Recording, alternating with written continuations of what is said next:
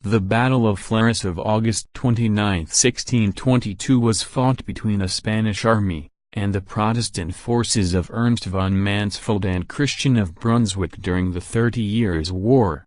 The bloody struggle left the Protestants mangled and the Spanish masters of the field. Campaign, after failing to relieve Heidelberg, besieged by Tilly's army, Frederick V, Elector Palatine, decided to disband his army. On July 13, 1622 the contract was cancelled and the unemployed army of Mansfeld and Christian of Brunswick was hired by the Dutch to help in the relief of the siege of Bergen-op-Zoom.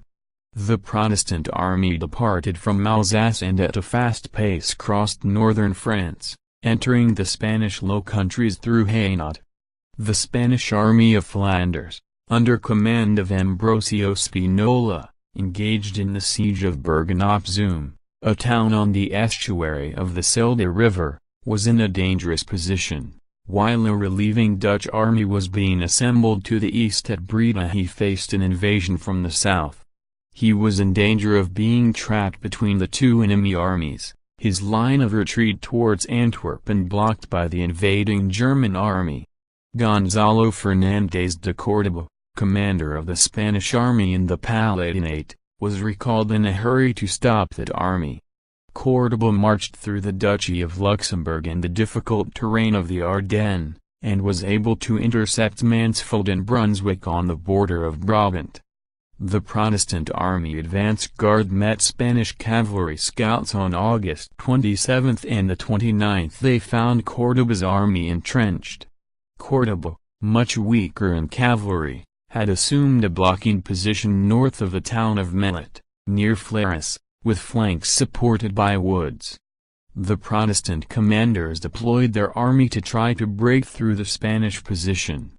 Armies: Spanish Army, right-wing commander, Gauquier 800 commanded musketeers, in the woods 5 cavalry squadrons in 2 lines, center commander, Córdoba several units brigaded into 4 escuadrons deployed in a single line 1st Escuadron Tercio of Naples, 16 companies, Spaniards Tercio Balanzin, 2 companies, Burgundians Tercio Verdugo, 15 companies, Walloons 2nd Escuadron Eisenberg Regiment, 10 companies, Lower Rhine Germans Emden Regiment, 1 company, Northern Germans 4 free companies, French 3rd Escuadron Tercio of Capua, 14 companies, Italians 4th Escuadron Fugger Regiment, 7 companies, Germans, left-wing commander, De Silva 4 cavalry squadrons in 2 lines. The Spanish cavalry was composed of 53 small companies, assembled into ad hoc squadrons. There were 29 cuirassier companies and 24 arquebusier companies.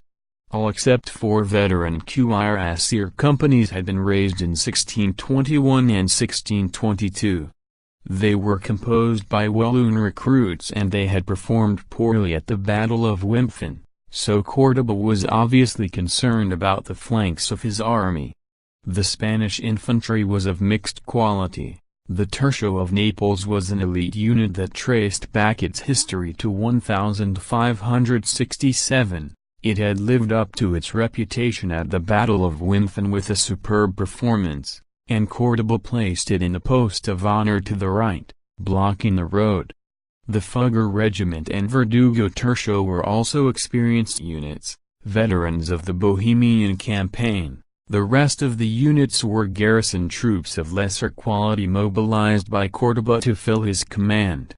Protestant Army, right-wing commander, Strife 10 companies of cavalry deployed in 2 lines, center commander, Mansfeld 26 understrength infantry regiments brigaded into 8 composite battalions deployed in a checkerboard double line, left-wing commander, Brunswick 50 companies of cavalry deployed in 2 lines. The Protestant army had left Sedan with 25,000 men, but the swift march had reduced it to 14,000, many stragglers killed by angry Walloon peasants, Protestant cavalry was highly motivated and of good quality. Many of the recruits were members of the German lesser nobility, and most were heavily armored cuirassiers. The infantry was of much lesser material, poorly equipped. It had suffered the most in the march.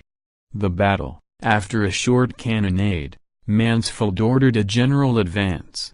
Some gaps opened up in the poorly drilled German infantry, and da Silva attacked an exposed flank, routing one battalion. However, Streiff counterattacked. The Walloon cavalry was wrong-footed and suffered considerable damage from enemy pistol fire. Da Silva's cavalry took refuge behind the baggage wagons, while Streiff turned on the Spanish infantry, but without much success. On the Protestant left, Brunswick had massed most of his cavalry. Cordoba's deployment made it impossible to outflank his position, but Brunswick hoped to overwhelm the Spanish by a massed frontal assault. The first charge was repulsed by Gaukier's cavalry, but Brunswick reordered his command and launched a second charge. The first line was repulsed again, but the second line succeeded in pushing back the Walloon horse. Brunswick turned then against the Spanish infantry, but his own infantry failed to adequately support the attack. The Tercio of Naples held its ground, and murderous enfilade fire from musketeers ambushed in the nearby woods sent the Protestant cavalry reeling back in disorder. In a desperate final charge, Brunswick was wounded, and his cavalry, demoralized, finally fell back.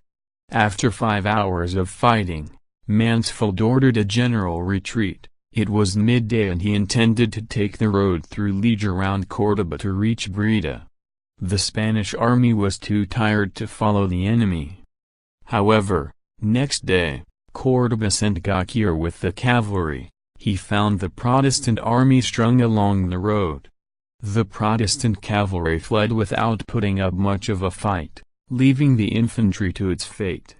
In march column, unable to deploy in a defensive formation, the infantry was cut to pieces. Gauquier also captured the artillery and the army baggage. The Protestant army had been all but destroyed. Aftermath: the Spanish victory was complete. Brunswick and Mansfeld's remnants, about 3,000 cavalry, ultimately joined the Dutch army at Breda after making a detour. Spinola was compelled to lift the siege of Bergen-op-Zoom, but as he was no longer in danger of being cut off, he did it at leisure, and he was able to secure his siege train and his entire baggage train. Brunswick and Mansfeld only served for 3 months in Dutch pay, their unruly bands having no place in the disciplined Dutch army. Meanwhile, Tilly's army easily overran the Palatinate.